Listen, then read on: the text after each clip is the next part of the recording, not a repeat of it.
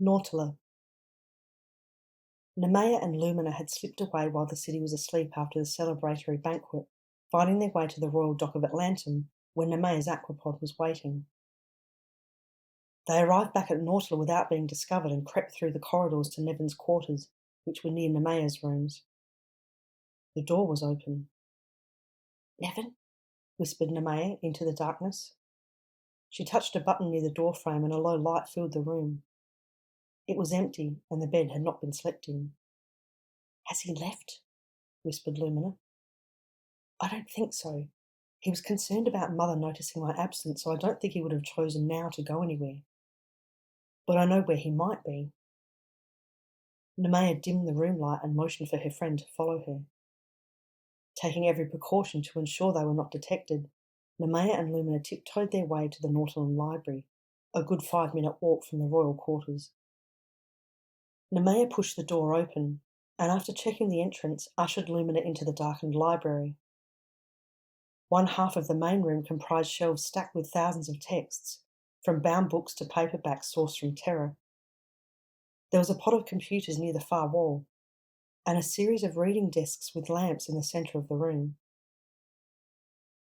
In a far corner of the library, there was a faint glow from under a door. "That's where Nevin is.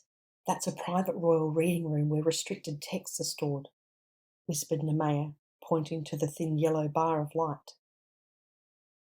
The girls hurried to the other side of the library, and Nemea pressed her palm to an electronic reader adjacent to the door.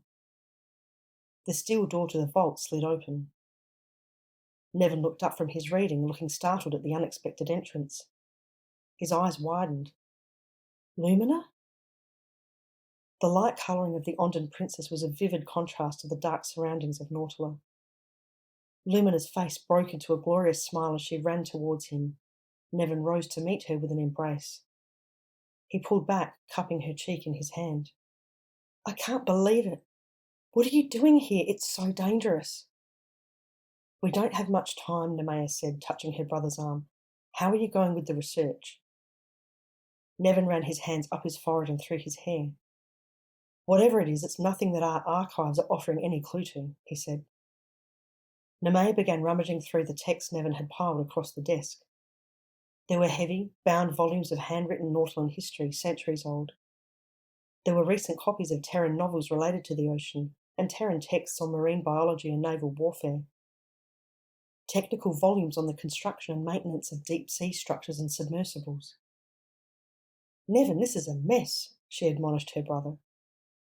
"What are you looking for?" asked Lumina, as Nemea began investigating the contents of an open safe, taking out what looked like a journal and flipping through it, her eyebrows knitting together. "Any evidence that Nautila once waged war on Terra, and if so, how?" said Nevin. "We're trying to find anything that might help us discover what Mother and Necro are planning." "According to Quill's Ondan Chronicles, I don't think Nautila has ever waged war against the Terrans," said Lumina. "Certainly not while your father was alive." "Naza was always working to maintain peace," she said, placing her hand on Nevin's arm. "Maybe, but some of his decisions had the opposite effect," lamented Nevin. "Necro was incredibly jealous when Father arranged your engagement to me." "But he knew that as Crown Prince he would have to marry a Nautilan, and that our engagement was part of Naza's peacekeeping efforts," said Lumina. "That didn't matter to Necro, and I'm certain it was a factor in his decision to let Ramir die when he could have saved him during—" Nevin's voice faded as he saw Lumina's face fall at the mention of her father's name. "I'm sorry." He put his arm around her shoulders and gave her a gentle squeeze. "We can't do this from here," declared Nemea, tucking the journal she'd been looking through down the front of her dress. "We need to go back to Atlantum and find out what's going on. The Ondans have much closer ties with the Terrans, and will have more intelligence that will help us find out what Mother and Necro are up to." "Is that so?" came a cold voice from behind them. The three young royals spun around, faces struck with horror. "You treacherous young fools. Do you think anything happens in Nautila that I don't know about?" said Nefaria, emerging from the shadows. Mother, listen to me, began Nevin. I understand everything, spat Nefaria. You wish to betray your own kind. Since you have shown no loyalty to your people or your queen, you are both banished from Nautila. Do not return. Mother, cried Nevin, his face contorted with anguish.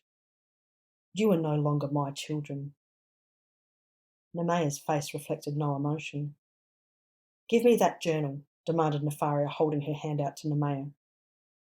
What journal? The one you put down the front of your dress. Eyes flashing, Nemea pulled the journal from inside her dress and slammed it onto the reading table. And you, Nefaria's lip curled as she turned to Lumina. The only reason you will leave alive is because it will cause more trouble for me to give you the Nerean kiss than it will to let you leave. Lumina set her jaw and fixed the Nautilan Queen with a defiant look. We will all leave, said Lumina in a quiet voice. We will find out what you are planning, and we will end you. Nefaria laughed, a reaction Nemea and Nevin had rarely seen from her. The smile faded from Nefaria's face as abruptly as it had appeared. You have 30 minutes to gather whatever you can take with you and go, she said. Lumina grabbed Nemea's hand, turned on her heel, and marched out of the library. Nevin faced his mother. You've strayed so far from what Father wanted for our people, he began.